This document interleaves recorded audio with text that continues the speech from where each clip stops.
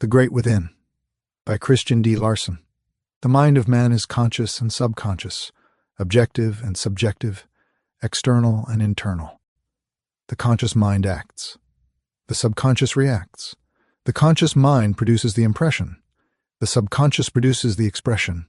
The conscious mind determines what is to be done. The subconscious supplies the mental material and the necessary power. The subconscious mind is the great within, an inner mental world from which all things proceed that appear in the being of man. The conscious mind is the mind of action. The subconscious mind is the mind of reaction, but every subconscious reaction is invariably the direct result of a corresponding conscious action.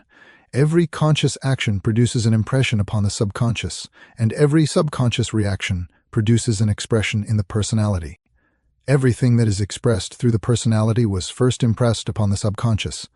And since the conscious mind may impress anything upon the subconscious, any desired expression may be secured, because the subconscious will invariably do what it is directed and impressed to do. The subconscious mind is a rich mental field.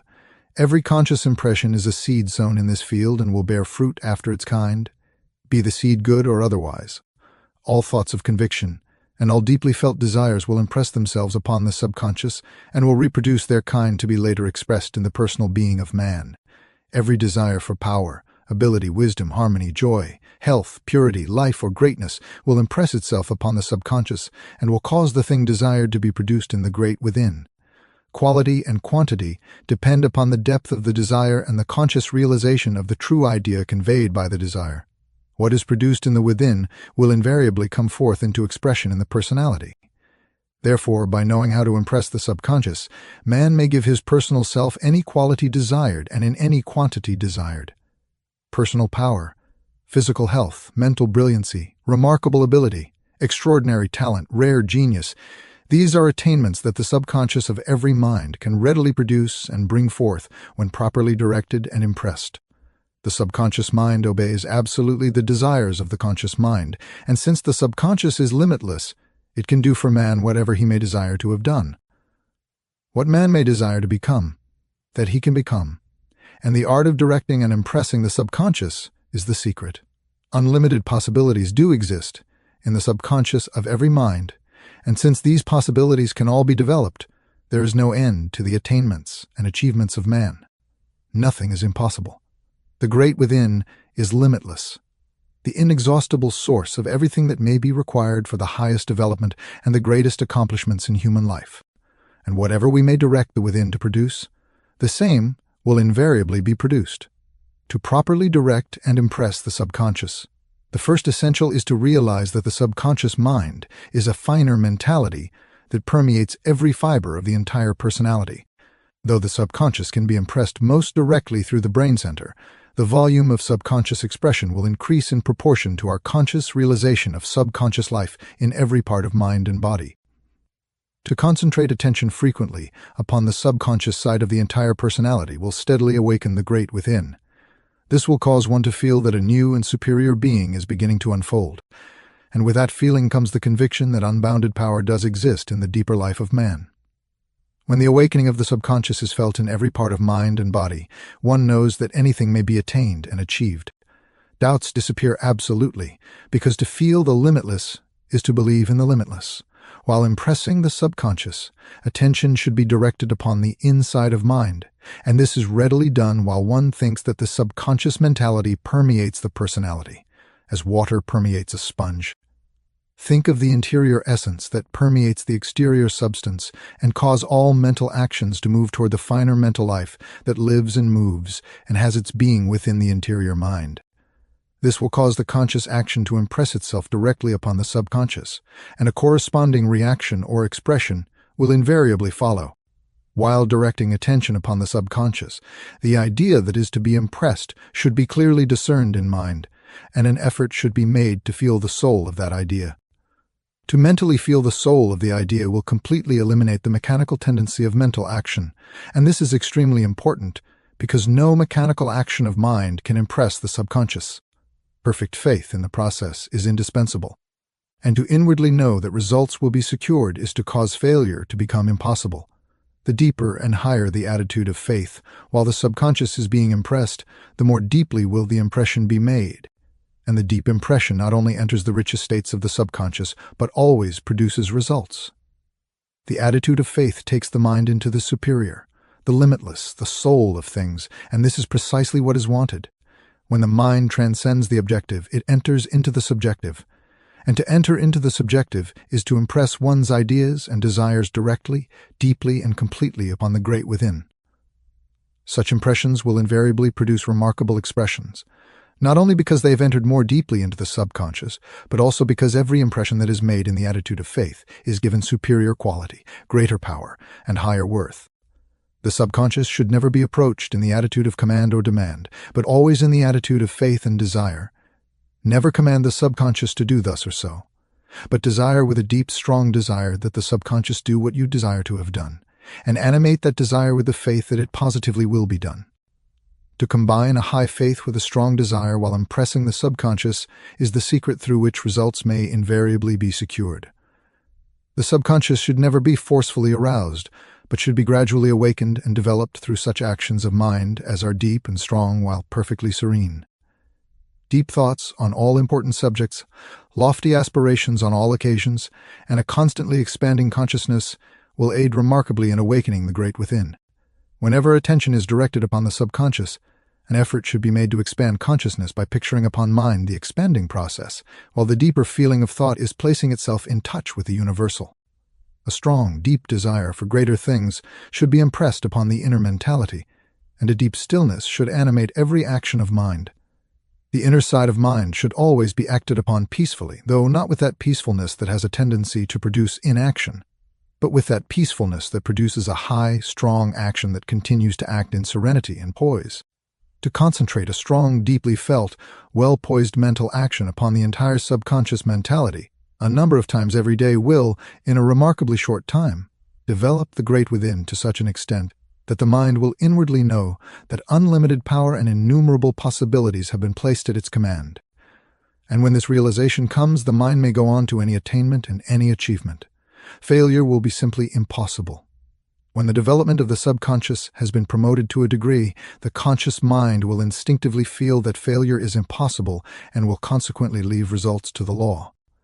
There will be no anxiety about results, because to feel the presence of subconscious action is to know that results must follow when the subconscious is properly directed and impressed. Perfect faith in the law that the subconscious will invariably do whatever it is impressed to do will eliminate anxiety completely. And this is extremely important, because the subconscious mind cannot proceed to do what it has been impressed to do so long as there is anxiety in the conscious mind. Provide the proper conditions, and the law will positively produce the desired results. And to inwardly know this is the first essential in providing the proper conditions. The subconscious mind is somewhat similar to the phonograph. Under certain conditions it can record anything, and under certain other conditions it can reproduce everything that has been recorded. There is this difference, however: the subconscious not only reproduces exactly what has been recorded, but will also form, create, develop, and express what mind may desire when the impression is being made. That is, the subconscious not only reproduces the seed itself, but as many more seeds as the original seed desired to reproduce, and also the exact degree of improvement in quality that was latent in the desire of the original seed or impression. The subconscious not only reproduces the mental idea contained in the impression, but also every essential that may be required to fulfill the desire of that impression. Through this law, the subconscious can find the answer to any question or work out any problem when properly impressed with an exact idea of what is wanted. The subconscious provides the essentials, but the conscious mind must apply those essentials before practical results may be secured. When the subconscious is directed to produce health, those mental actions will be expressed that can produce health in the body when combined with normal physical actions. And it is the conscious mind that must produce the normal physical actions, that is, common sense living. When the subconscious is directed to produce success, those elements, qualities, and powers will be expressed in mind and body that can, if consciously applied, produce success. That the subconscious can do anything is absolutely true, but it is true in this sense, that it can supply the power, the capacity, and the understanding to do anything. However, the conscious mind must practically apply what the subconscious has brought forth into expression. The subconscious supplies the power and the mental elements, but these must be used by the conscious mind if the desired results are to be secured. Nothing comes ready-made from the subconscious, but it can give us the material from which we can make anything. The subconscious can give you the powers and qualities of genius, and if you apply practically and constantly those powers and qualities, you will become a genius. The subconscious can give you the life and the power that is necessary to remarkable talents. And if you use that life and power in the daily cultivation of your talents, those talents will become remarkable. The law is that the conscious mind must impress its desires upon the subconscious in order to secure the mental essentials that may be required to fulfill those desires. But the conscious mind must use those essentials before results can be secured. It is the conscious mind that does things, but it is the subconscious that supplies the power with which those things are done. And by learning to draw upon the subconscious, the conscious mind can do anything, because unbounded power and innumerable possibilities are latent in the great within. The proper conditions for recording an impression upon the subconscious are deep feeling, strong desires, conscious interest, and a living faith. When these are blended harmoniously in the conscious actions of mind, the subconscious will be directed and impressed properly, and the desired response will invariably appear. The principal essential, however, is deep feeling. No idea or desire can enter the subconscious unless it is deeply felt, and every idea or desire that is deeply felt will enter the subconscious of itself, whether or not we desire to have it do so. It is through this law that man is affected by his environments, surroundings, and external conditions. Because whenever he permits himself to be deeply impressed by that with which he may come in contact, those impressions will enter the subconscious. What enters the subconscious of any mind will become a part of that mind and will, to a degree, affect the nature, the character, the quality, the thoughts, and the actions of that mind. When the subconscious is impressed by external conditions, the impressions will be like those conditions, and as like produces like, conditions will be produced in the subconscious that are exactly like those external conditions from which the impressions came. The individual, therefore, who permits his subconscious to be indiscriminately impressed by external conditions will think and act more or less as his environments may suggest. In many respects, his life will be controlled completely by those persons and things with which he may come in contact, while in nearly all other respects his life will be greatly modified by the presence of those persons and things. The mind that does not control its feelings may be subconsciously impressed by any external action, be that action good or otherwise, while the mind that can give deep feeling to any idea can impress any idea upon the subconscious. And as the whole of the individual life is determined by what the subconscious is directed or impressed to do, the former will become more or less like his environment, having control neither of himself nor his destiny. The latter, however, may become what he wants to become and will master both himself and his destiny. No undesirable feeling should ever be permitted. No wrong ideas should ever be given in thought.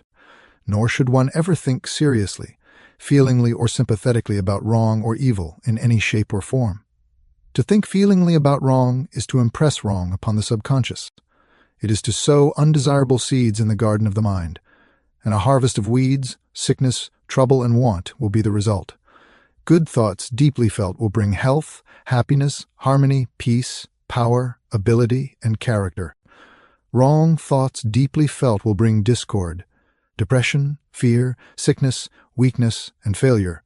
To properly impress the subconscious at all times, it is therefore necessary to train the mind to think only of those things that one desires to realize and express in tangible life, and what one does not wish to meet in personal experience should never be given a single moment of thought. What we mentally feel we invariably impress upon the subconscious, and there is a tendency to mentally feel every thought that is given prolonged or serious attention. To think about that which we do not want is to impress upon the subconscious what we do not wish to impress. And as every impression produces a corresponding expression, we will thereby receive the very things we desire to avoid. It is through this law that what we fear always comes upon us, because what we fear will impress itself upon the subconscious without fail. Disease, failure, or trouble is to sow seeds in the subconscious field that will bring forth a harvest of diseased conditions, troubled thoughts, confused mental states, and misdirected actions in mind and body. The more intense the fear, the deeper the subconscious impression, and the more we shall receive of that which we feared we should receive. Through the same law we always receive what we continue to expect in the desire of the deep, strong faith. The more faith we have in the realization and attainment of that which has quality, superiority, and worth, the more deeply we impress the subconscious with those mental seeds that can and will bring forth the greater good that we desire. To have faith in the attainment of peace, harmony, health, power, ability, talent, and genius, while directing the subconscious to produce those things, is to cause those very things to be created within us in greater and greater measure.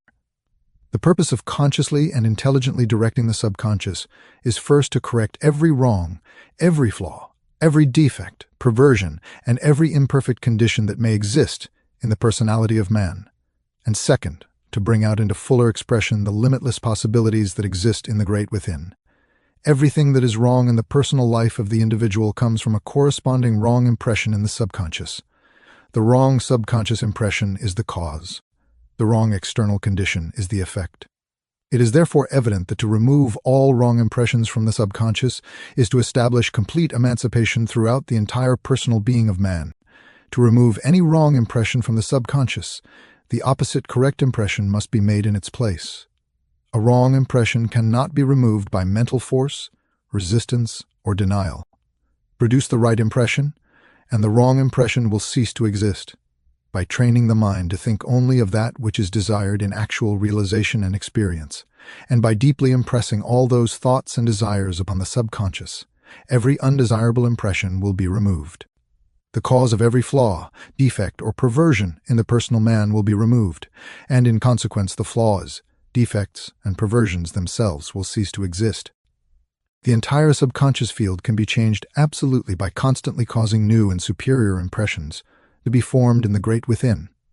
And every change that is brought about in the subconscious will produce a corresponding change in mind and body. There is nothing adverse in the mentality or the personality of man that cannot be corrected by causing the correct impression to be formed in the subconscious. All wrongs, flaws, or defects, whether they be hereditary or personally produced, can be removed completely through the intelligent direction of the subconscious. Every impression that is properly made in the subconscious mind will produce a corresponding expression in the personality. That is the law, and it cannot fail. But the impression must be properly made. The subconscious does not respond to mere commands because it neither reasons nor discriminates. It does not obey what it is told to do, but what it is impressed to do. It is the idea that enters into the subconscious that determines subconscious action. But the idea must not simply be given to the subconscious. It must enter into the subconscious. The idea that predominates in mind while the subconscious is being directed is the idea that will be impressed. Therefore, negative desires will impress the subconscious to do the very opposite to what is desired by the desire. To direct the subconscious to remove sickness is to impress the idea of sickness, because the mind thinks principally of sickness at the time. In consequence, more sickness will be produced. It is not what the subconscious is directed to do, but the predominant thought that is conveyed through that direction that determines results. Therefore, the predominant thought must be identical with the final results desired. When health is desired, no thought whatever should be given to sickness. The subconscious should not be directed to remove sickness, but should be directed to produce health. The subconscious should always be directed to produce those qualities and conditions that are desired, but those conditions that are to be removed should never be mentioned in mind. Adverse conditions will disappear of themselves when true conditions are established. But the mind cannot impress, create, and establish the true, while attention is being concentrated upon the adverse. To direct the subconscious not to do thus or so is to impress the subconscious to do that very thing. When you try to impress the subconscious with the idea that you do not wish to get sick anymore, you have sickness in mind. And it is the idea that you have in mind that you impress upon the subconscious. To remove sickness, forget sickness absolutely and impress upon the subconscious the idea of health, and that idea alone. Desire health with all the power of mind and fill both sides of mentality, conscious and subconscious, so completely with that desire that every thought of sickness is forgotten. A denial will impress upon the subconscious the nature and the power of the very thing that is denied. Therefore, to deny evil or resist evil is to produce causes in mind that will, in the coming days, produce more evil. To try to deny away adverse conditions is to continue in perpetual mental warfare with those very things that mind is trying to destroy. Temporary states of seeming freedom in some parts of the system will be followed regularly with outbreaks of adversity in other parts, while the subconscious cause of undesirable conditions in mind or body will not be removed. So long as we continue to resist or deny evil, we will think about evil, And so long as we think about evil, evil will be impressed upon the subconscious. And whatever we impress upon the subconscious, that the subconscious will reproduce and bring forth into the personal life. When we have a great undertaking that we wish to promote and desire to secure as much added power, ability, and capacity as possible from the great within, the subconscious should not be directed to prevent failure. To think of failure is to impress the subconscious with the idea of failure and detrimental conditions. Conditions that will confuse the mind and produce failure will be expressed. All thought of failure should be eliminated, and the subconscious should be deeply impressed to produce success. The subconscious will respond by bringing forth the power, the capacity, the ability, the understanding, and the determination that can and will produce success. When properly directed, the subconscious mind can inspire the conscious mind to do the right thing at the right time, to take advantage of opportunities during the psychological moment, and to so deal with circumstances that all things will work together to promote the object in view. It is therefore evident that when the subconscious is trained to work in harmony with the objects and desires of the conscious mind, failure becomes impossible, and success, in greater and greater measures, may be secured by anyone. When trying to remove undesirable habits, tendencies, or desires, the mind should never think, "I shall not do this anymore," because through such a thought or statement the habit in mind will be re-impressed upon the subconscious and will gain a deeper foothold in the system than it had before. The proper course to pursue is to forget completely what you desire to remove. Refuse to think of it. When tempted to think of the matter, turn attention upon the opposite qualities, desires, or tendencies.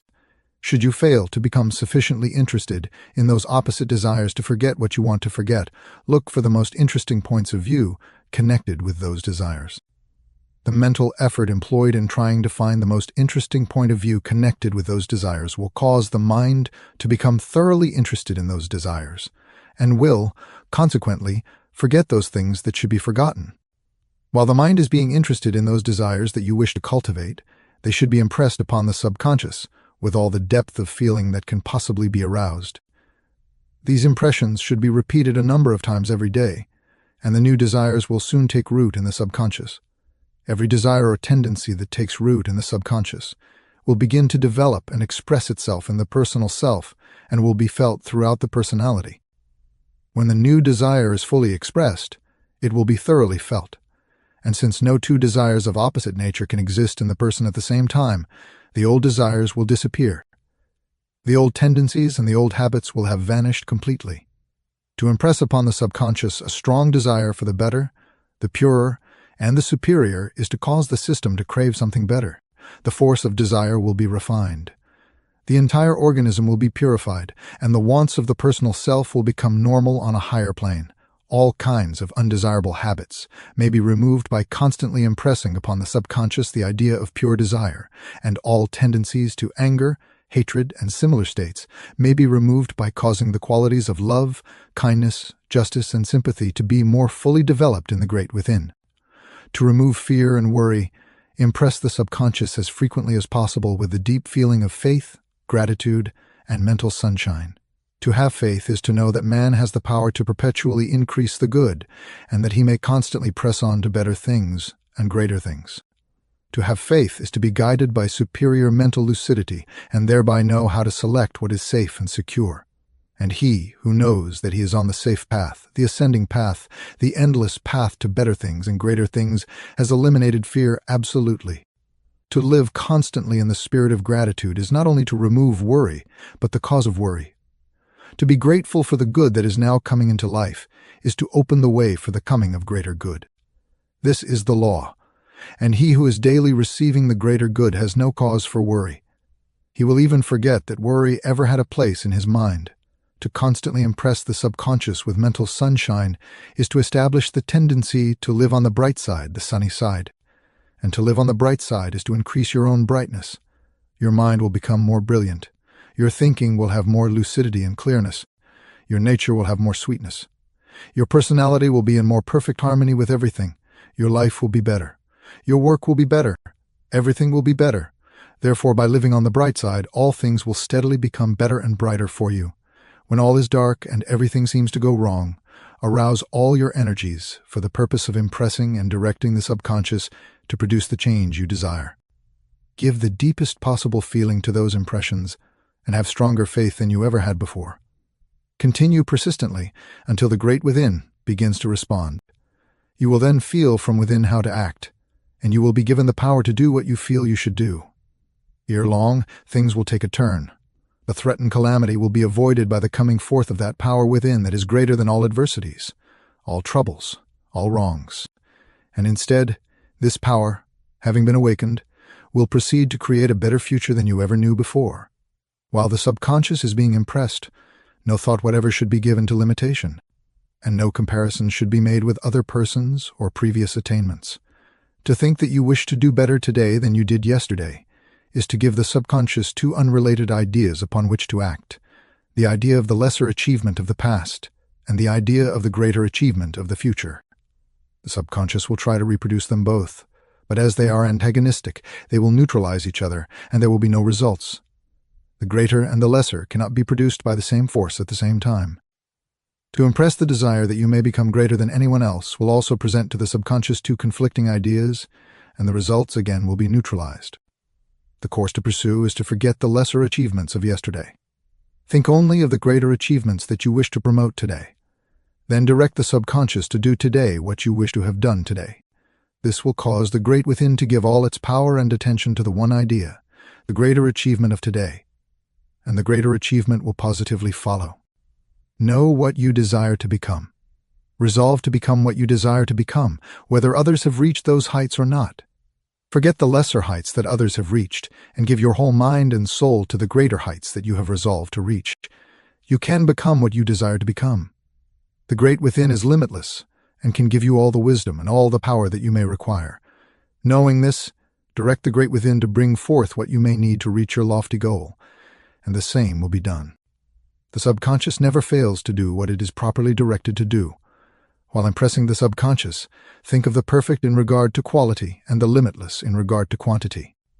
Never specify any exact amount nor any special degree. Always desire the limitless and the perfect. Desire nothing less, and animate consciousness with a strong desire to expand constantly during the process so that the highest quality and the greatest quantity possible may be realized. Desire the fullest possible expression in the great eternal now. Realize that your own inherent powers and capabilities are limitless, and impress that idea upon the subconscious.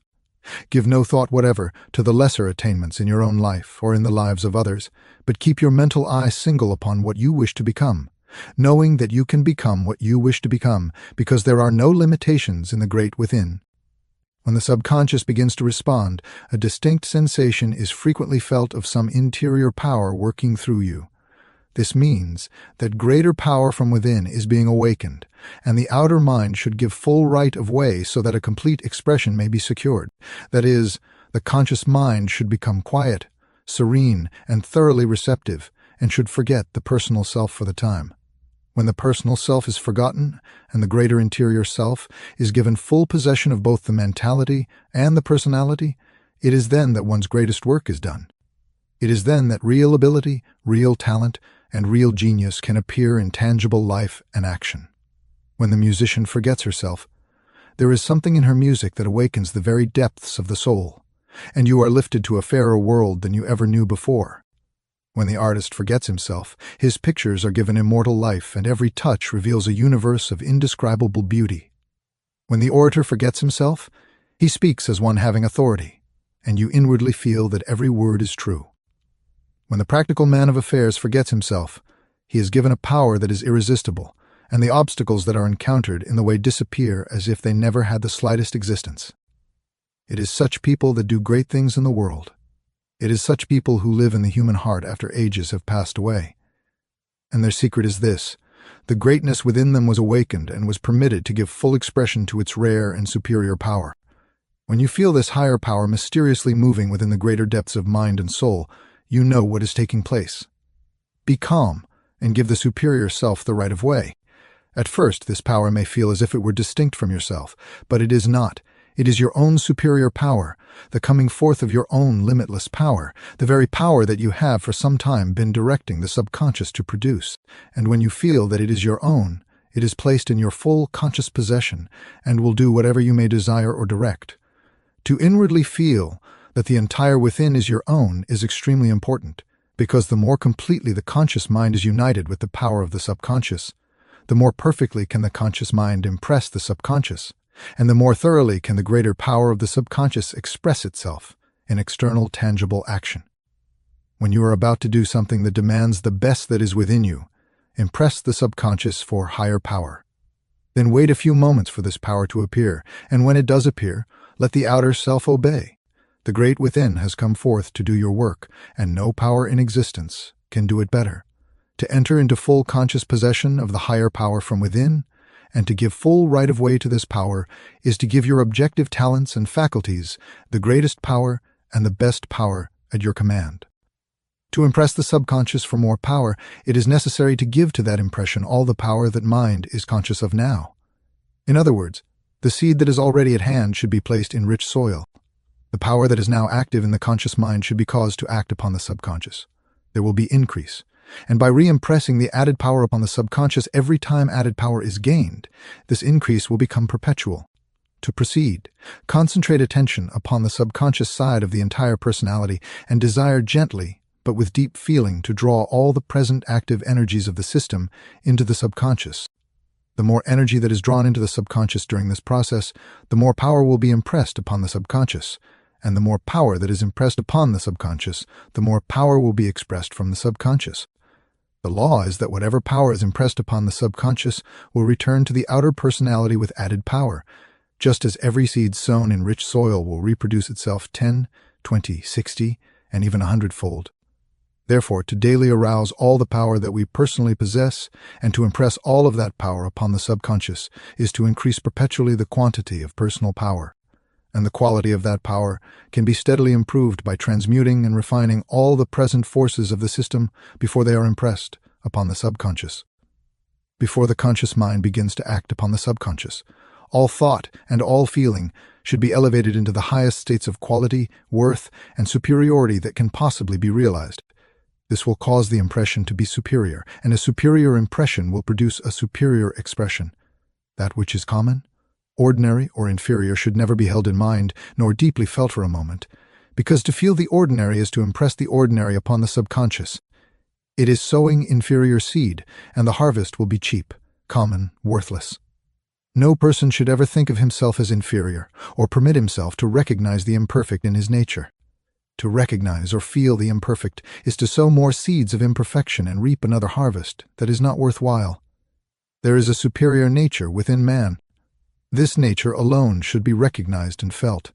Only those thoughts and ideas that are formed in the exact likeness of the superior should be impressed upon the subconscious, and the subconscious will respond by giving superiority to the entire mentality and the entire personality. The average person fails to improve because he lives mainly in the consciousness of his imperfections. He feels that he is ordinary and constantly impresses the subconscious with this feeling of the ordinary. The subconscious naturally responds by producing the ordinary, both in mind and body.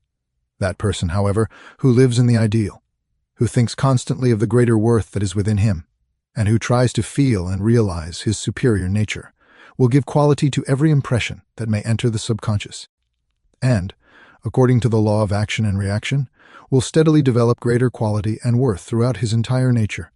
The quality of the impression that is given to the subconscious always corresponds with the degree of quality of which we are conscious at the time the impression is made. To refine, elevate, and enrich all thought and feeling before the conscious mind begins to act upon the subconscious is therefore of the highest importance. The more quality that is given to the power that is being developed, the greater the results that may be secured through the application of that power. It is quality and quantity combined that produces greatness, and greatness, greater and greater greatness, is the purpose we all have in view. To constantly feel the greatness of the great within is to constantly impress upon the subconscious the idea of greatness. This will cause the subconscious to develop greatness and express greatness through every part of the personal man. As greatness develops, the feeling of greatness will become deeper, stronger, and more intense. This will cause larger and finer ideas of greatness to be impressed upon the subconscious, and the result of these later impressions will be larger and greater expressions. A larger measure of greatness will be developed perpetually through the law of much gathering more, or to him that hath shall be given. All development comes from the subconscious. And since the possibilities of the great within are limitless, anyone can, through the proper direction of the subconscious, develop remarkable ability, extraordinary talent, and rare genius. All genius is the result of a large subconscious mentality. Therefore, anyone can become a genius by awakening a larger measure of the great within. That a genius is asleep in the subconscious of every mind is literally true. But to awaken this genius is not the only essential. The conscious mind must be cultivated scientifically so that the superior ability from within may find free and full expression. The conscious mind should be cultivated. The subconscious should be developed. The conscious mind should be trained to do things, while the subconscious should be directed to give more and more power for the doing of greater and greater things. The subconscious has the capacity to produce genius in any mind, the greatest genius imaginable. But the conscious mind must be highly cultivated so as to become a fit instrument through which great genius may find expression for its superior work. When quality and worth are received from the subconscious, the conscious mind should use those things in practical action so that the outer elements and forces of mind may be trained to appreciate quality and appropriate worth in all their tangible expressions. The conscious and the subconscious sides of mind should be placed in the most perfect harmonious relations, so that every impression of the conscious mind may enter deeply into the subconscious, and every expression from the subconscious may work through the conscious mind without any restriction or interference whatever. The entire mind develops through the attainment of deeper and higher states of consciousness of the great within, and as this interior realm is boundless, there is no end to the possibilities of mental development. To gain this interior consciousness, objective consciousness should be constantly deepened toward the unfathomable within, and this is accomplished by training all the mental tendencies to move toward the within. The mental tendencies will move toward those states of being to which we give the greatest amount of attention. Therefore, by constantly thinking with deep feeling of the great within, all the mental tendencies will move toward and into the great within, and will carry into the subconscious every idea, thought, or desire that the conscious mind may wish to realize and fulfill. When all the mental tendencies move into the subconscious and all thought is given feeling, worth, and quality, the subconscious will constantly be impressed with superior ideas, which means a constant expression of superior life, superior ability, and superior power. The more deeply the tendencies of mind enter the subconscious, the more of the great within will be awakened. And whatever is awakened in the within will invariably come forth into the personal man. It is therefore evident that when we cease to live on the surface of personal life, we shall constantly improve that surface. By mentally living in the within, we shall strengthen, enrich, and perfect the without. That is, we improve external effects by going more deeply into the subconscious and increasing the quality and the power of internal causes. The person who actually enters the deeper life to live will not ignore the body. Those who simply dream of inner states of life may neglect the body, but those who thoroughly develop the greater inner life will become able to give the body the best that can be secured, and they will enjoy physical existence infinitely more than those who simply live on the surface. It is the truth that whatever we awaken and develop in the great within will invariably come forth into tangible personal expression. Each person is no more and no less than what has been given to him by his subconscious mind. And as the subconscious is prepared to give as much as any one may desire, the statement that we all may become whatsoever we wish to become is therefore absolutely true. But what the subconscious is to give to any person depends largely upon the movement of his mental tendencies. All the creative energies of the system follow the tendencies of the mind. Therefore, when all the mental tendencies move toward the subconscious, all the surplus energy that is generated in the system will enter the subconscious. And the more energy that enters the subconscious, the more of the subconscious will be awakened and developed. The larger the field that is placed under cultivation, the greater the harvest. Every mental tendency that is trained to enter the subconscious will cause a corresponding tendency to be permanently expressed. Therefore, by causing all the worthy tendencies to move toward the subconscious will respond by expressing through the personality the tendencies to be just, true, honest, virtuous, kind, sympathetic, sweet-tempered, cheerful, fearless, faithful, persevering, industrious, in brief, everything that goes to make a strong and worthy personality. By a simple system of subconscious training, anyone can build up the strongest and most beautiful character imaginable and, in a reasonable time, make it a permanent part of himself. A lack of character is due wholly to the fact that the subconscious has been improperly impressed. Misleading tendencies have been formed, and let it be remembered that nothing can tempt man to go wrong except the perverse tendencies that are expressed from his own subconscious mind. Every weak place in mind or character is caused by a subconscious tendency that is going wrong. Such tendencies may have been inherited, many of them are, but they can all be corrected by daily directing the subconscious to produce the opposite quality.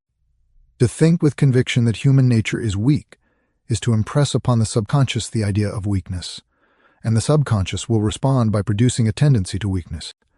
Therefore, he who thinks he is weak will cause his nature to continue to be weak.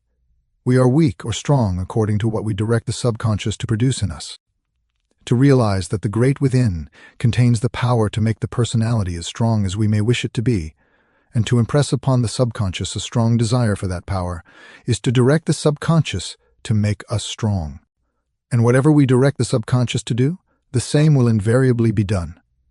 There is no reason whatever why any person should continue to have a weak body, a weak character, or a weak mind. Anything in the being of man can be made strong if the subconscious is properly directed to bring forth the greater life and the greater power. When the great within is awakened, we have the powerful personality, the giant mind, the irresistible character, and the great soul.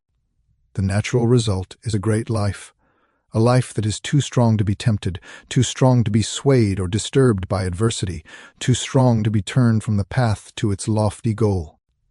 Such a life will not only live a life that is life, but will be an endless inspiration to the race. And such a life is waiting in the great within of every soul. The great within is the source of all inspirations, all real music, all permanent art, all poetry with soul, all rich thought, all ideas of genuine worth, all invention, all discovery, all science, and the truth that is absolute. Everything that has worth, be it in a small degree or in a very great degree, comes directly from the richness of the subconscious. Therefore, to do the greater, the mind should enter into the closest touch with the great within and should expect the very best that the limitless within can produce. When in need of ideas, plans, methods, ways, and means, call upon the subconscious. The call will not be in vain. The subconscious can supply every need and will invariably do so when properly directed. While directing the subconscious, however, all conscious action must be in absolute poise. It is not only necessary to impress what we desire, but to impress that desire in such a way that it will actually produce an impression.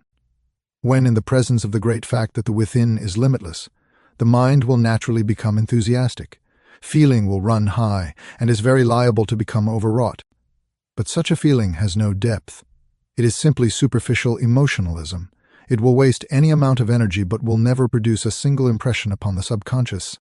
To impress the subconscious, the mind must be calm. The entire personality must be in poise, and this feeling of poise must have that great depth that touches the very soul of life itself. Not the slightest trace of emotional enthusiasm must be permitted, nor must feeling run toward the surface at any time. The actions of mind, especially those of feeling, must move toward the great within if the subconscious is to be reached. There must be no anxiety connected with the desire to impress the subconscious, and every form of doubt must be eliminated completely. To properly impress the subconscious, faithful application is necessary, also constant practice, and a perseverance that will not give up. But the prize is worthy of the effort.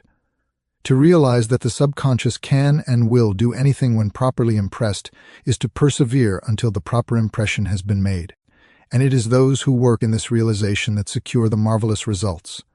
To eliminate the tendency to feel emotional while acting upon the subconscious, cultivate the substantial feeling. Train yourself to feel substantial at all times, and wild, empty, overwrought feelings will entirely disappear. It is the proper feeling that determines the proper impression.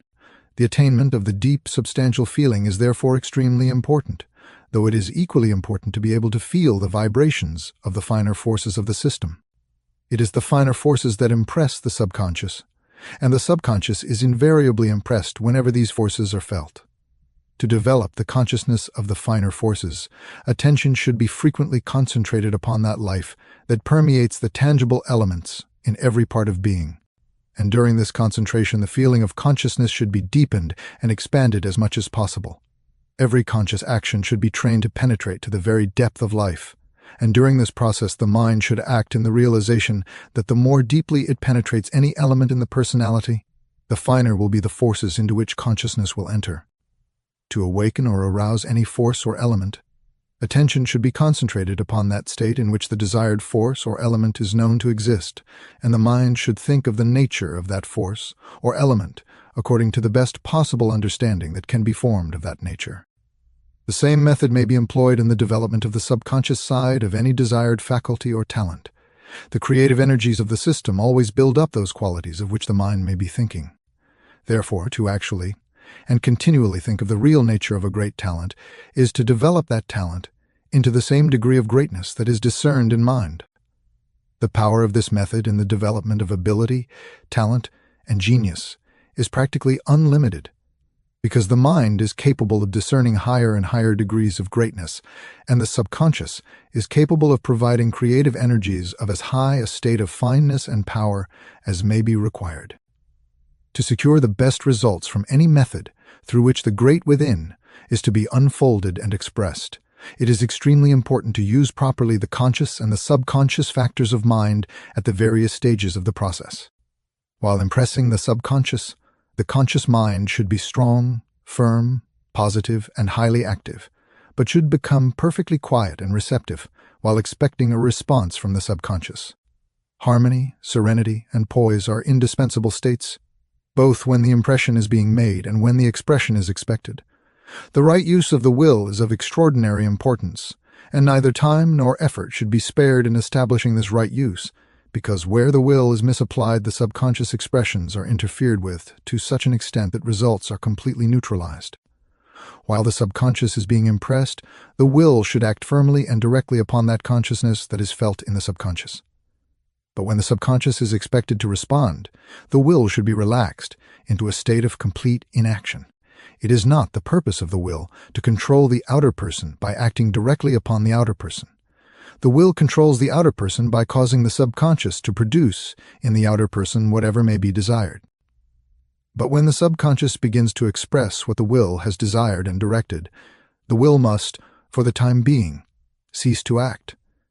The true function of the will is to act upon the finer states of consciousness, that is, the subconscious states, those states that are felt in the deeper life of the personality or the mentality, and while in such action, to impress upon the subconscious those causes that can produce the desired effects. When these causes have been impressed, and the time has come for the expected results, the will must withdraw, so that the personality may become sufficiently receptive to give the subconscious response the fullest and freest possible expression.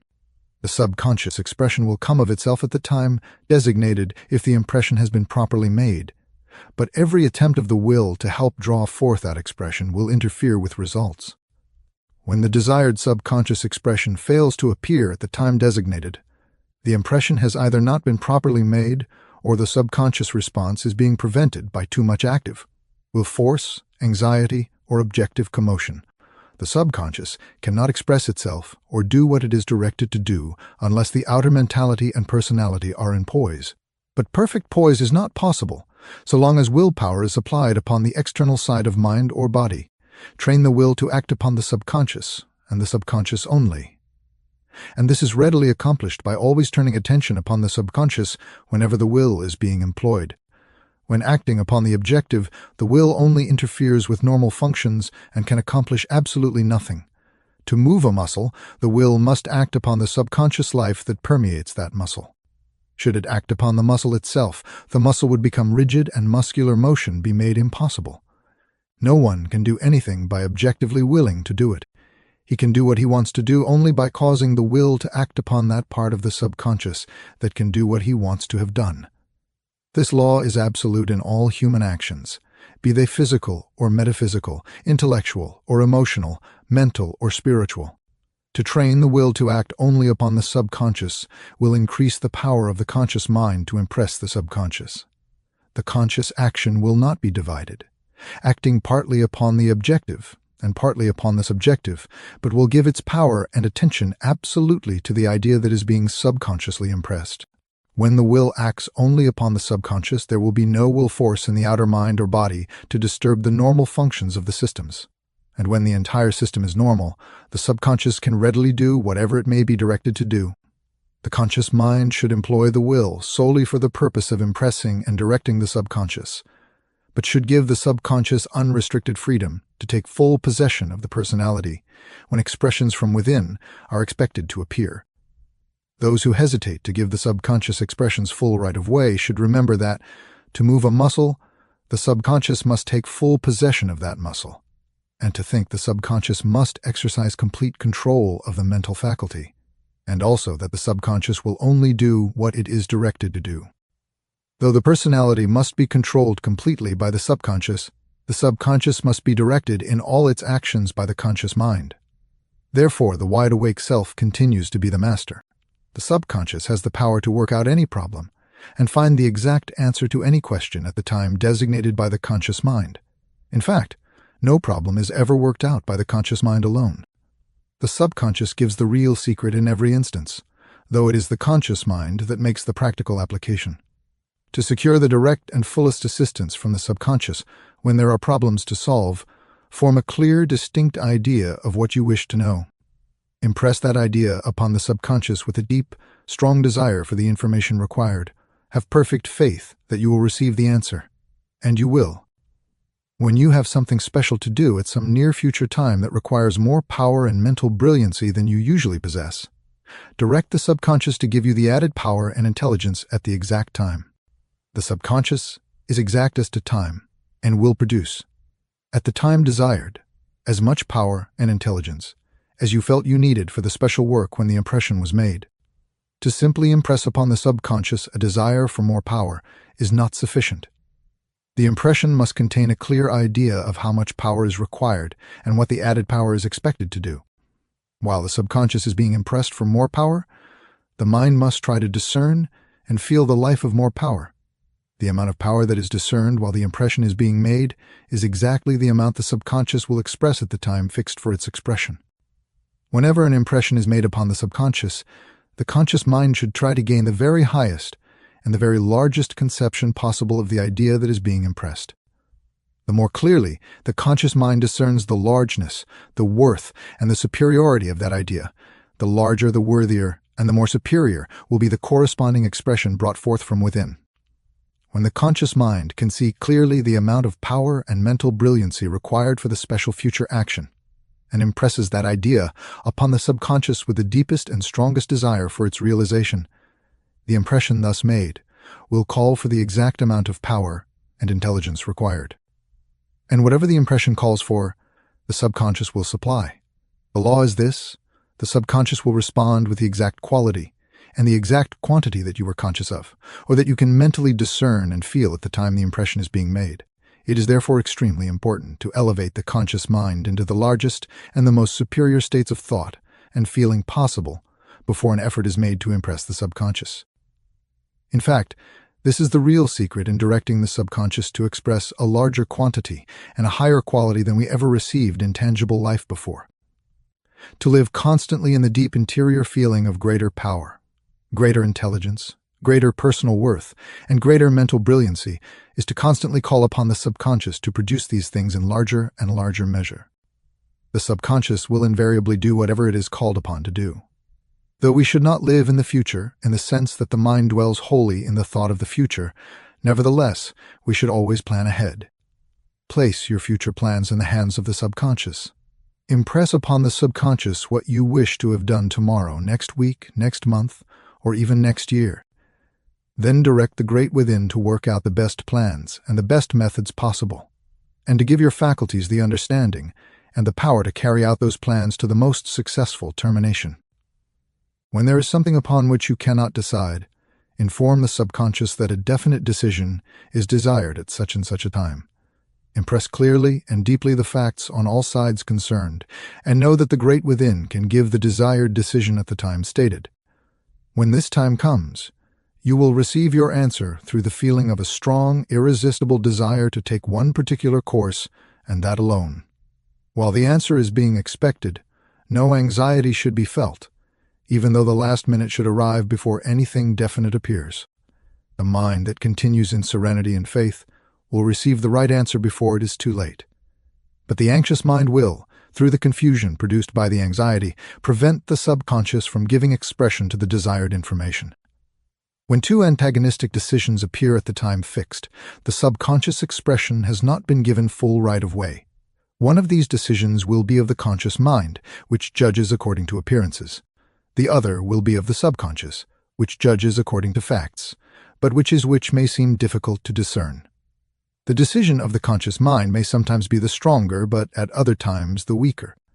One's strongest feelings, therefore, at such times will not prove to be safe guidance. To re-impress the subconscious for an immediate and definite decision is the proper course to pursue under such circumstances. And if the conscious mind is kept quiet in faith, the true answer will shortly appear. You will then feel a strong desire to take but one course, and will lose all desire to even think about the other. Because when the subconscious action is given full and free expression, everything that is antagonistic to that expression will cease to exist. It is therefore evident that we may completely eliminate the wrong by directing the subconscious to express the right, and by giving the subconscious absolute freedom to do what it has been directed to do. The subconscious should be called upon to give direct assistance in everything, even in the most insignificant of everyday affairs. This practice will not only cause all things to be done better and better constantly, but the conscious mind will be more thoroughly trained to impress the subconscious for anything desired, and the subconscious mentality will be perpetually enlarged along all lines. To enlarge the subconscious mentality in every phase of interior action is to awaken a larger measure of the great within. And the more of the within that is awakened, the greater will man become. For these reasons, the subconscious should be called upon for superior aid before anything, even the least, is undertaken. Everything that is worth doing should be done better than before, and the subconscious can provide the power. Impressions of this nature should be made a few hours in advance, or when possible, a few days in advance. Though the subconscious can respond upon a moment's notice, its superior power should therefore be sought upon every occasion.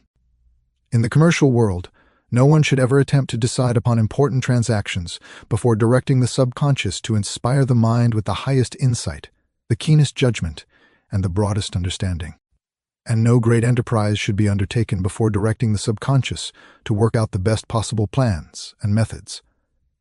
The subconscious can do these things, and when all practical men will go to the greater mind for their plans and ideas, instead of depending upon the limited intelligence of the lesser mind, failures will be reduced to a minimum, while great achievements will steadily increase both in numbers and in greatness. Those who are engaged in literary work will find the subconscious indispensable because any idea desired may be gained from the great within. Orators and public speakers should never attempt to prepare or deliver a discourse before going to this great source of ideas for their thought. And the same is true of musical composers, creative artists, inventors, and all others who require ideas that have originality and worth. Every person who is engaged in study or in any line of improvement may increase results from 10 to 200% by securing the direct assistance of the subconscious. And, as all advancement and promotion in life comes directly from the improvement of self, the fact that the subconscious can supply any amount of ability, capacity, and power becomes extremely important. All memory is subconscious. Therefore, whatever one desires to remember should be deeply impressed upon the subconscious at the time the fact or idea is received, and the subconscious may be directed to bring back to mind these facts and ideas whenever their recollection is desired. Through this simple process, memory can be developed and cultivated to a remarkable degree, and the power to recall anything at any time will become practically perfect. The subconscious can be trained to keep the conscious mind clear and active, and all sluggishness or obtuseness can be completely eliminated from every faculty. This will enable the student to learn with far greater rapidity, and every mental effort will be conducive to growth. To produce these results, the subconscious should, several times every day, be directed to express continuous clearness, mental lucidity, and a high, well-poised mental activity. While producing that impression, picture in the conscious mind the same clearness and action that you desire the subconscious to express. To picture perfect lucidity and to feel high activity in the conscious mind for a few moments while the subconscious is being impressed will cause the subconscious to express that same clearness and activity for several hours. And when the impression contains a deep desire for greater clearness and activity than the conscious mind can discern, the greater clearness and activity will be expressed. It is a well-known fact that nearly all great minds, and also most minds that are trying to develop greatness, have moods when they can do most excellent work. But when they are not in those moods, little or nothing of worth can be accomplished. To such minds, the ability to create the right moods or mental states whenever desired would be of exceptional value, and by properly directing the subconscious, it may readily be accomplished. Form in the conscious mind a very clear idea of the mood or mental state in which you can do your best work, and impress that idea upon the subconscious with a strong desire for the continuous realization of the desired state. Repeat the impression several times every day and early evening before going to sleep. Perseverance will produce the most remarkable results. While engaged in any particular study, impress frequently upon the subconscious the real nature of that study, and direct the subconscious to express all the essentials that may be necessary to thoroughly understand and master that study. Expect superior intelligence from within, and make the best possible use of that intelligence as it is being received. Thus the conscious mind and the subconscious will work together for the promotion of the highest conceivable attainments. To promote advancement in one's vocation, better plans and methods will constantly be in demand. By directing the subconscious to work them out, these may be secured as required. In addition, the necessary power and ability to practically apply those methods may also be secured if the subconscious is called upon to supply them.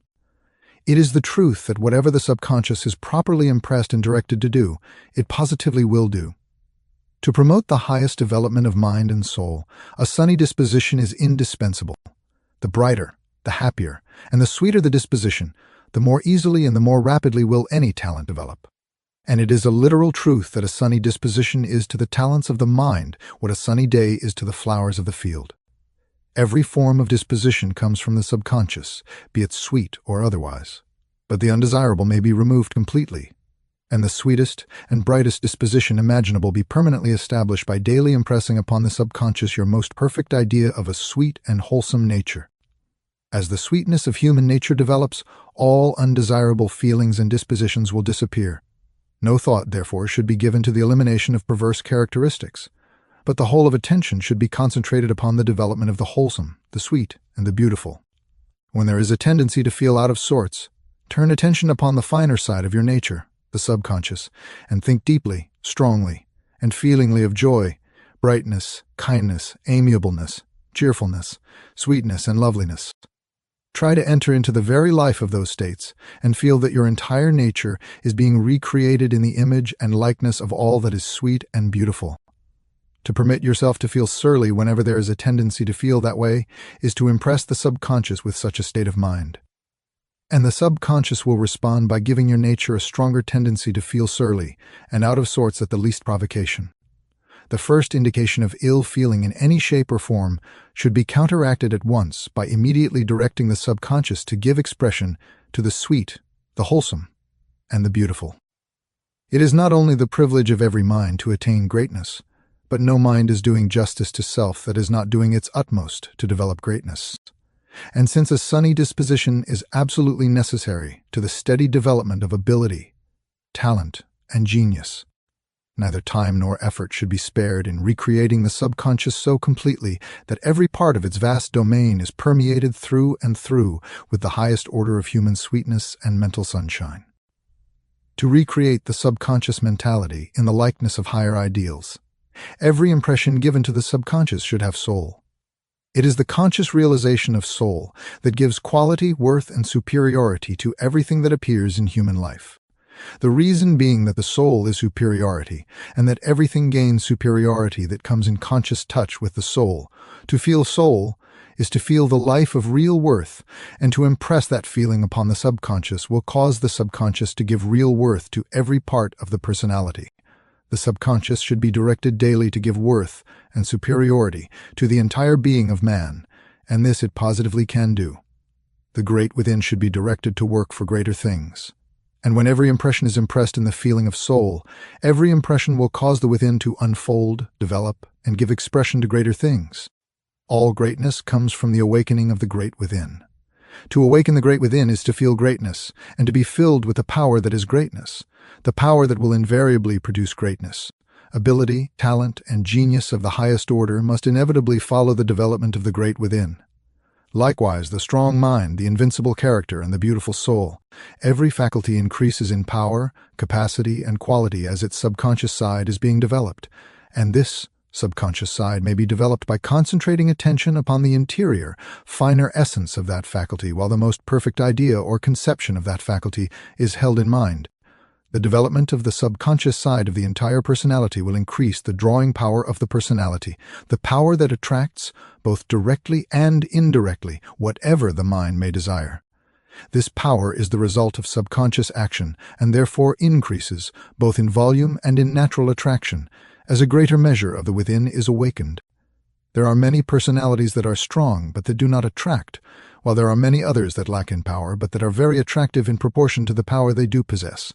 The cause of the former condition is an awakened subconscious life that does not receive free and orderly expression. The cause of the latter condition is a limited subconscious life that is not disturbed nor hindered in its expression. To steadily increase subconscious action and give that action a well-poised expression will cause the personality to become practically irresistible in its power of attraction. The drawing power of the subconscious lies in its ability not only to give extraordinary power to the personality, but also to produce ideas that draw, plans that draw, methods that draw, and systems that draw. It is not only ideas, but the way those ideas are arranged that determines results. And it is not only high-class work, but the way that work is presented that causes failure or success. The best ideas may be ignored completely by the world, and the best work may have to be abandoned through the lack of appreciation. The subconscious life that is expressed through those ideas or efforts is at fault. Direct the subconscious not only to give you the best ideas, the best plans, and the best methods, but also direct the subconscious to give the proper expression to those ideas and methods. When the proper expression is made, the attention of the world will be attracted. Your ideas will be understood. The real worth of your work will be appreciated, and your efforts will be in constant demand. The subconscious can work out the best ideas and create the best expression of those ideas.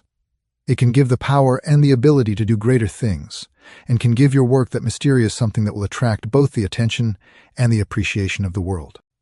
The subconscious in every mind should therefore be directed to do these things, because no person is just to himself who does not make the best use of everything that exists in his nature.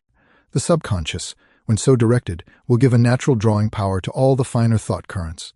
These in turn will convey the same qualities to every part of the mentality and the personality.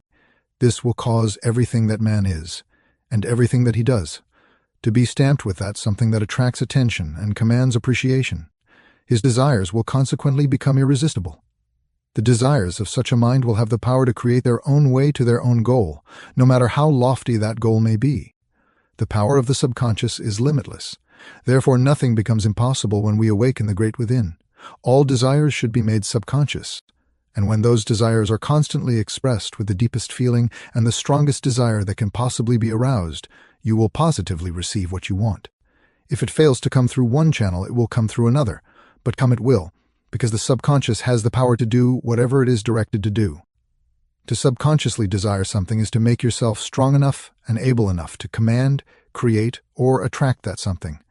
Make your desires subconscious, and the subconscious will make you worthy of what you desire. The subconscious desire will awaken the same quality and worth in yourself that already exists in that which you desire. And as like does attract like, you will invariably get what you desire when you become equal to what you desire. The subconscious desire for abundance will develop in yourself the power to earn and create abundance. It will increase your earning capacity and will, both directly and indirectly, change your personality so that you will be naturally drawn into environments and associations where you can make the best possible use of that increase of capacity.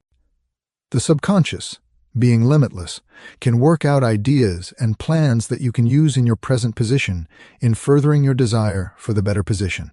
The subconscious, if directed, will find a way, especially so if the desire is very deep and very strong, and you will also receive the power and the ability to do whatever that way may demand. It is therefore evident that whatever a person's conditions or circumstances may be today, the subconscious can and will open the door to something better, providing there is a strong subconscious desire for something better. To awaken the great within is to awaken to a universe of higher attainments. greater achievements, and more far-reaching possibilities than one has ever dreamed of before. It is to enter that world where every desire will be granted, every aspiration realized, and every ideal fulfilled. To promote this awakening, direct the subconscious to give its best to every thought and every action. And when this best has been received, direct the subconscious to produce something still better. It can. The subconscious can do whatever we may wish to have done. Every condition that appears in the body, be it favorable or otherwise, comes either directly or indirectly from the subconscious. That is, it may be the direct effect of a corresponding subconscious cause, or it may be the effect of external causes that were permitted to act upon the body because the true subconscious expression was absent. No external cause can produce disease in the body so long as the subconscious is giving a full expression to perfect health, and no curative agent from without can restore health in the body so long as the subconscious is giving expression to diseased conditions. The majority of physical ills can be cured by nature when the subconscious ceases to give expression to weakening and disease-producing conditions, and all diseases can be permanently removed by training the subconscious to give a full and constant expression of health. Personal and physical conditions are effects. They are caused either directly or indirectly by the subconscious. Therefore, any condition desired in the personality may be produced through the proper direction of the subconscious. To direct the subconscious to produce perfect health, the first essential is to gain a clear conscious realization of the state of perfect health. And the second essential is to permeate the subconscious with this realization. The subconscious mind is a deeper and a finer state of mental life that exists within every atom of the human system. It is another mental world, so to speak, and is so immense that the ordinary conscious mind is mere insignificance in comparison. But it obeys perfectly the directions of the conscious mind, and having limitless power in every part of the body, can readily banish any disease when properly directed to do so. To impress the subconscious, attention should be concentrated upon this superior mental world, and all thought should be gradually refined until one can feel that the conscious thought has been completely transformed into the spiritual fineness of the subconscious thought. The subconscious may be reached most directly by concentrating upon the brain center, though attention must not be fixed upon the physical brain, but upon that finer mental life that permeates the physical brain. All general directions given to the subconscious should be given through the brain center. But for the curing of physical ailments, attention should be concentrated upon the subconscious mentality that permeates the organ, muscle, or nerve where the ailment is located. To impress the conscious realization of health upon the subconscious life of any part of the body will cause the subconscious to bring forth into that part of the body the same condition of health which the conscious mind realized while the impression was being made. It is therefore necessary to attain the very highest possible conscious understanding of the real state of perfect health before the subconscious is directed to produce health. No thought of disease should form in mind while the subconscious is being impressed with perfect health. Neither should one think of the body. To think of the body is to form mental conceptions of the way physical conditions now feel, and if these conditions are undesirable impressions will enter the subconscious, to be followed by the formation of more undesirable conditions in the near future.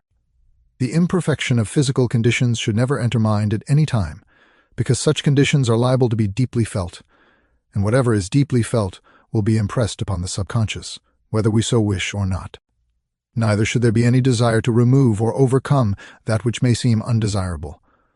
To desire to remove the wrong is to deeply think about the wrong, because all desires tend to deepen the actions of thought, and to deeply think about the wrong is to impress the wrong upon the subconscious. It is sowing weeds in the fields of the mind, and the harvest will be accordingly. All thoughts should be animated with the consciousness of that perfection in health and wholeness that we desire to realize in expression. And all feelings should be trained to feel the health, the life, and the harmony that the subconscious is being directed to produce. To consciously live through and through the finer subconscious mentality for a few moments, several times every day, and deeply impress one's most perfect realization of health upon the entire subconscious mentality will cause the subconscious to give a full and constant expression of health. The result will be perpetual health, without a moment of any form of sickness at any time.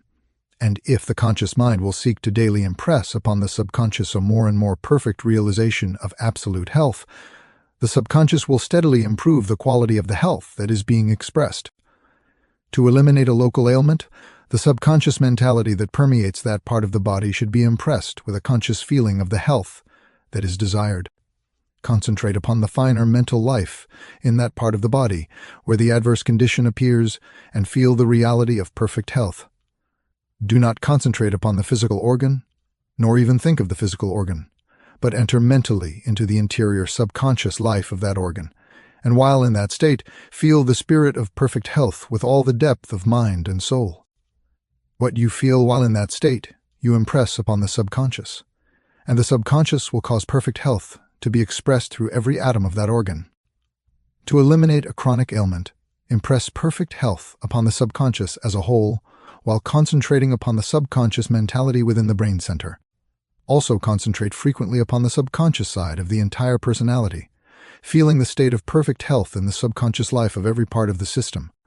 If certain parts of the body are specially affected, impress those parts in the same way as for a local ailment, though local attention should be given not so much to those parts of the body that feel the effects of the ailment as to those parts where the adverse condition has its origin. Before impressing the subconscious, the entire system should be made as calm and peaceful as possible, and the principal directions should be given to the subconscious immediately before going to sleep. The most important of all, however, is to live, think, and act in the absolute faith that the subconscious can and will do whatever it is directed to do. During the waking state, the conscious ego acts directly upon the conscious or wide-awake mind, while during sleep it acts entirely in the subconscious. When we go to sleep, all the principal thoughts, desires, intentions, tendencies, feelings, and ideas that have formed during the day are taken into the subconscious, unless we eliminate the undesirable mental material before we permit sleep to take place.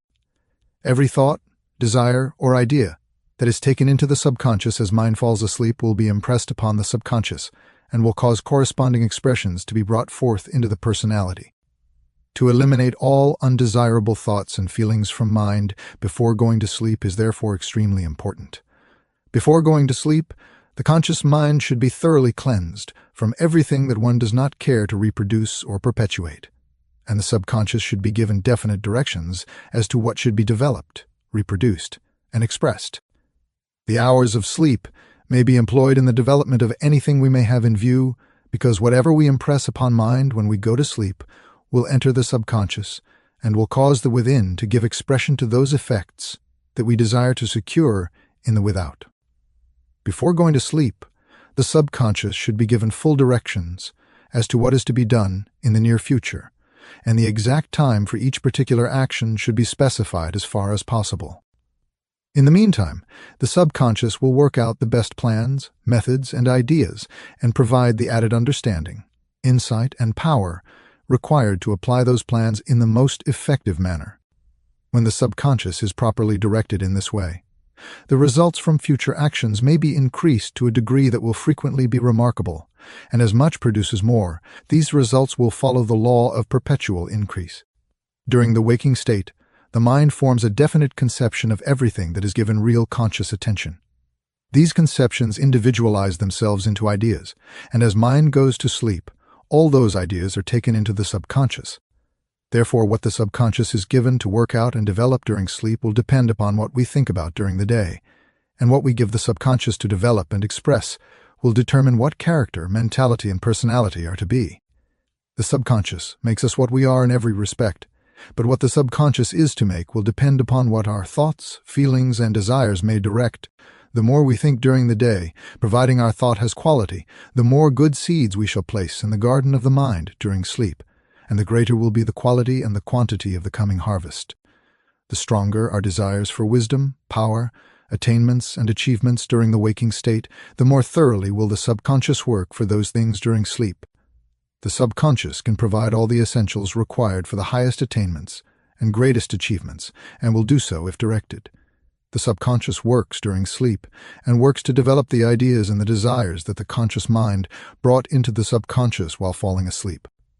But the subconscious will give the same attention to ideas and desires that are detrimental, just as rich soil will apply the same productiveness to the weed as to the flower. It is therefore wisdom to sow good seeds only, to eliminate all undesirable thoughts, ideas, and feelings before sleep begins. The habit of going to sleep every night with all sorts of thoughts in mind is the principal cause of the continuous mingling of good and evil in the life of the average person. The troubles and the worries of the day are taken into the subconscious at night, along with those thoughts and feelings that have better things in view. And the subconscious consequently continues to work for more good things on the one hand, and for more troubles and worries on the other. It is the truth that any person may emancipate himself completely from all the ills of perverted life by refusing absolutely to permit a single undesirable thought, feeling, or desire to enter the subconscious. To prevent the wrong from entering the subconscious, we must, during the waking state, never think with feeling of that which is evil, imperfect, or wrong.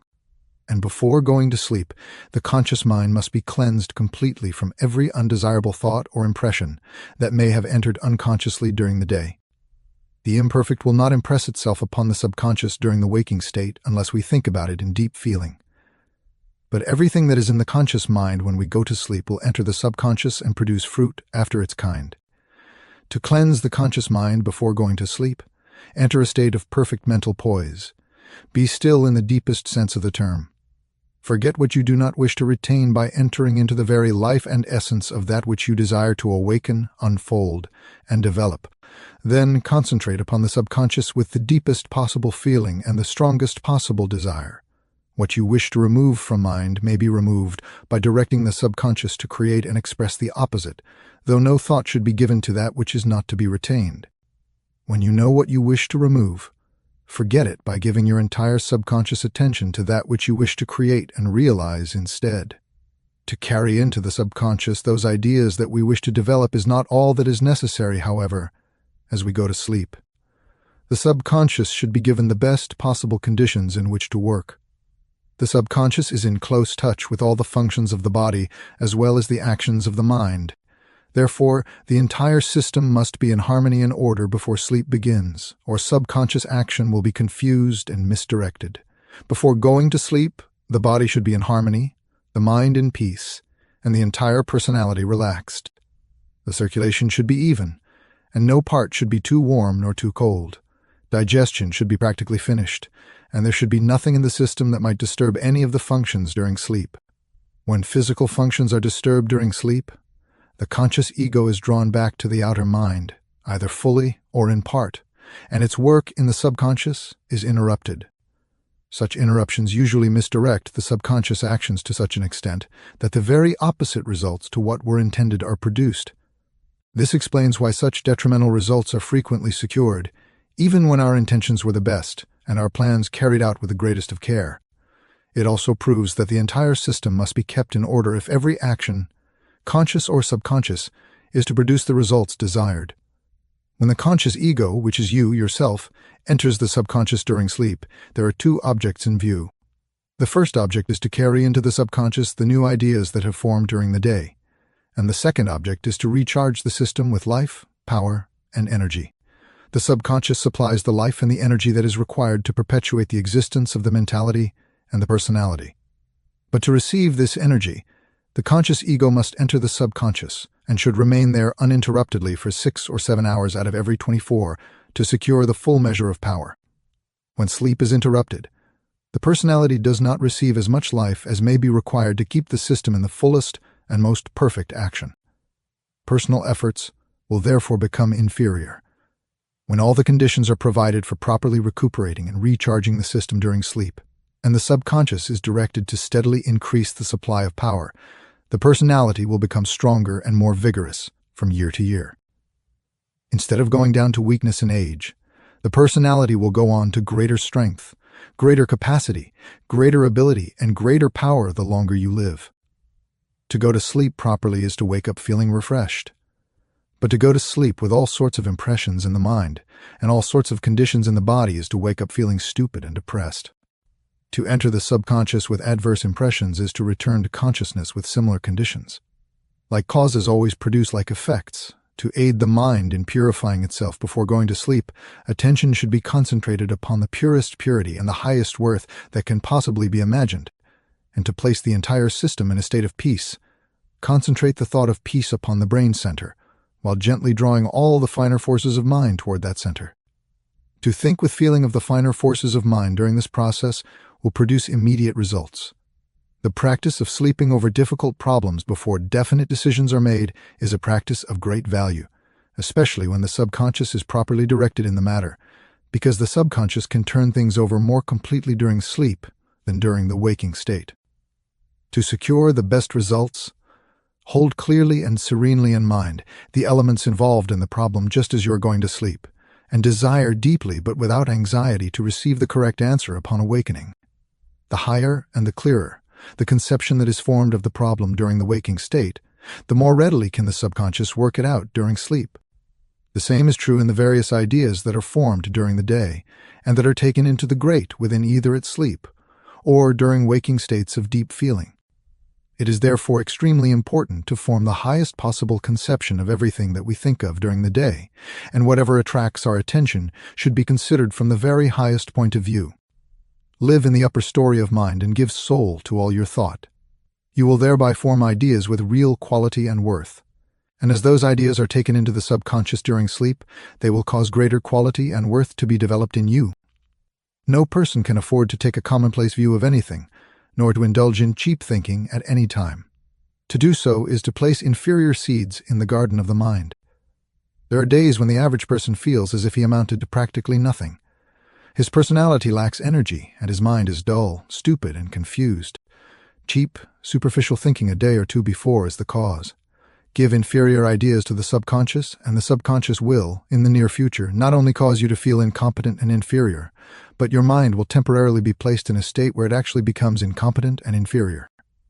To produce worthy ideas, it is not necessary to always continue in profound or serious states of mind. The thought of worth is the thought that mind creates while attention dwells in the life of quality and soul, and while consciousness is thoroughly permeated with the desire to realize quality and soul in everything. Such thinking can be taken into all thought and all life, even into every pleasure. To try to enjoy pleasures while mind skims over the surface of life and thought is to fail to receive the joy that is joy, or the satisfaction that does satisfy. But when pleasures are entered into with the feeling of quality and finer life, even the simplest of joys become founts of supreme joy. Everything that we thoroughly enjoy, we impress upon the subconscious. Therefore, to enter into pleasure while mind is in the attitude of cheapness or inferiority is a mistake to be avoided under every circumstance. However, our pleasures may be used as channels through which the subconscious may be impressed and directed along lines of superior attainment, and pleasures that are employed in this manner will invariably give the greatest, the most satisfying, and the most wholesome joy of all joys. The entire human personality is being constantly renewed.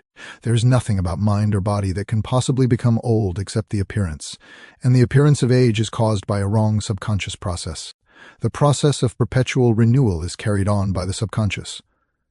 But it is what the conscious mind gives to the subconscious that determines both the quality and the appearance of the personality.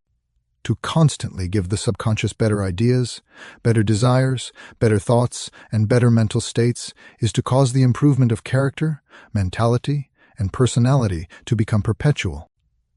To provide better material for the subconscious, the conscious mind, before going to sleep, should eliminate everything but those ideas, thoughts, and desires that have quality and worth, and every effort should be made during the waking state to form the most superior ideas possible on every subject with which the mind may come in contact.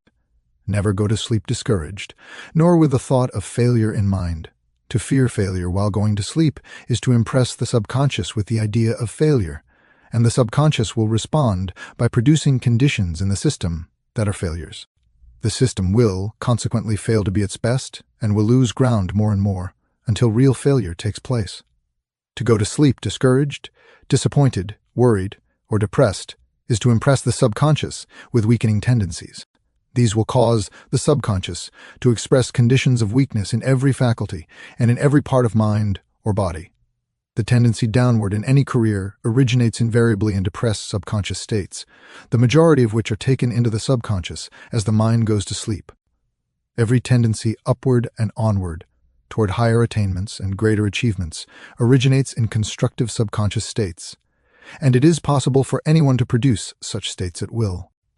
By going to sleep with strong, clear ideas of health, harmony, power, advancement, and success clearly held in mind, the causes of those things will be formed in the subconscious, and the effects will invariably appear in external life. Your health will at once begin to improve. More power will appear in mind and body. Capacity will increase. All your talents and faculties will be filled with the spirit of success and will consequently do far better work than ever before. To continue for weeks and months, the practice of giving superior ideas of all kinds to the subconscious upon going to sleep will cause the character, the mentality, and the personality to improve to such an extent that, in comparison with your former self, you will actually become a superior being. When the subconscious is given something special to do every night, sleep will become more restful.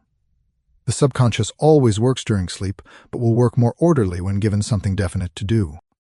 After the subconscious has been properly directed, no anxiety should be felt as to results.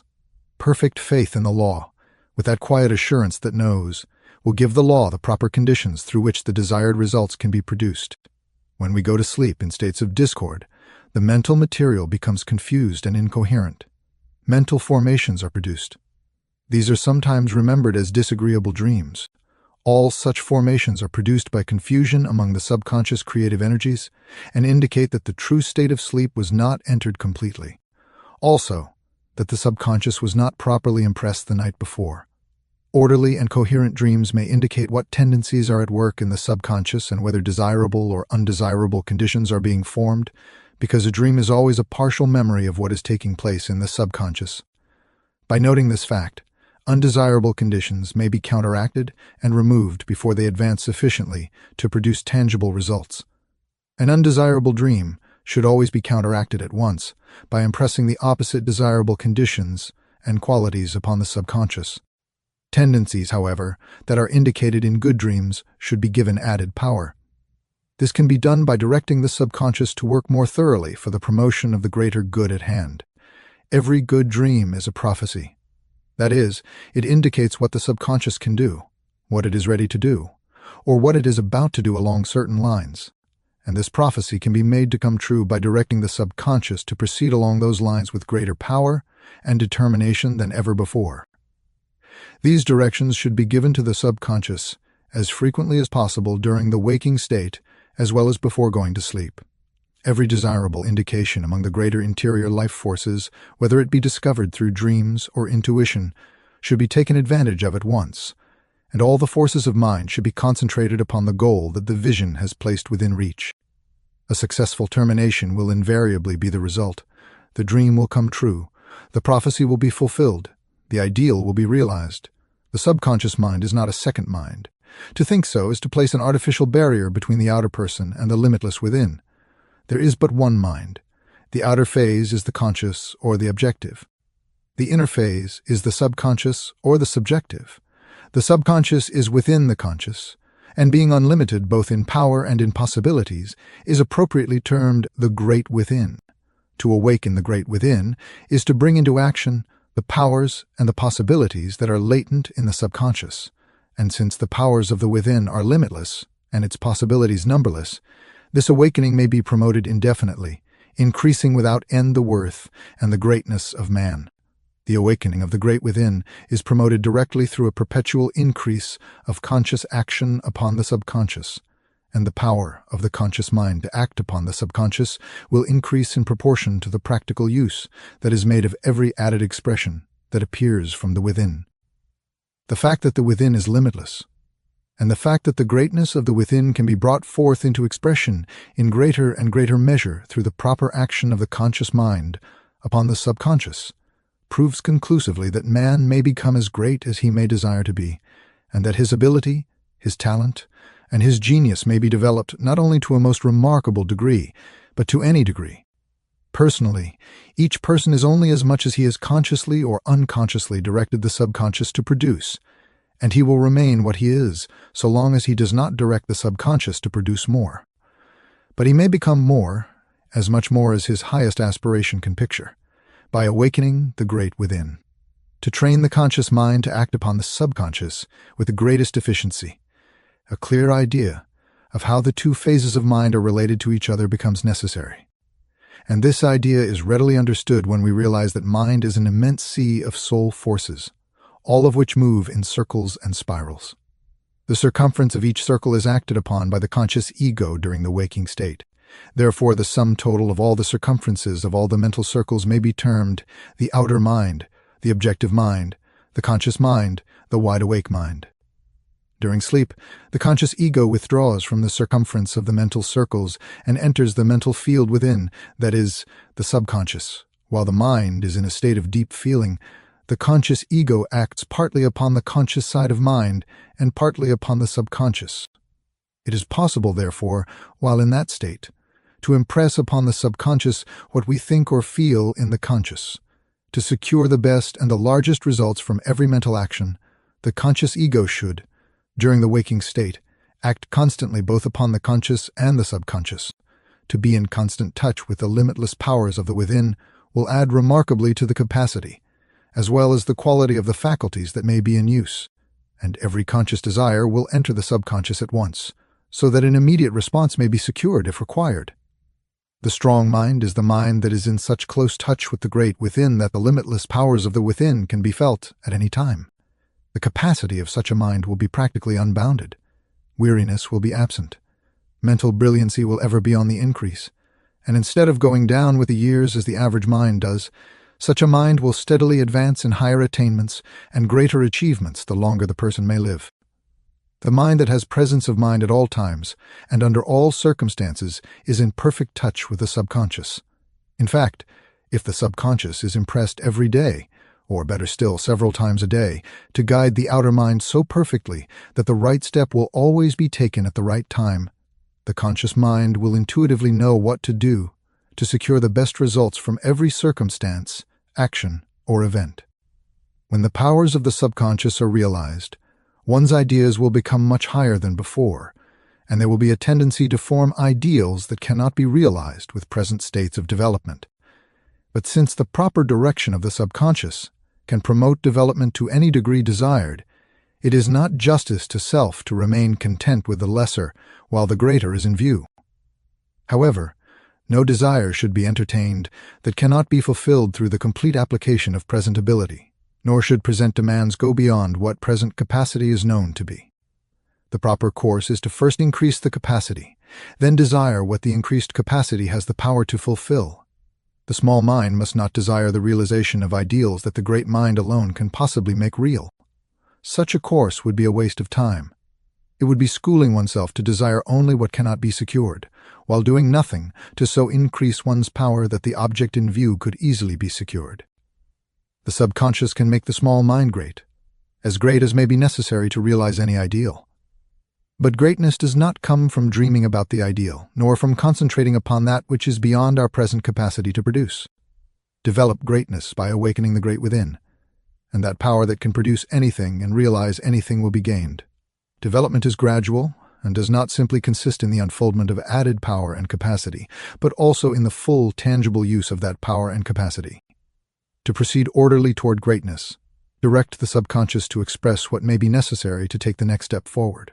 Concentrate all the forces of mind upon that step, and do not scatter mind over realms and spheres that are beyond that step.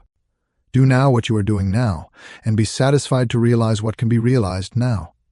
Proceed with the second step in the same way, and likewise with the innumerable steps that are to follow. This is true progress. It is concentrating the whole of attention upon the present advancement, and there is no other advancement. To move forward, we must advance in the present, and in the present only. To move forward now is the purpose, and he who continues to move forward now will reach any goal he may have in view. The subconscious should therefore be directed to turn all its superior powers upon the present forward movement, and should be daily impressed to desire not the ideals of the distant future, but the ideals that can be realized today. This forward movement, however, should not be confined to any one phase of existence. All things in the physical, the metaphysical, and the spiritual nature of man should be developed simultaneously and perpetually. It is the greatness of everything in man that gives man the greatness that is greatness, and the perpetual awakening of the great within will produce this greatness, because to the powers and the possibilities of the great within there is no limit, neither is there any end.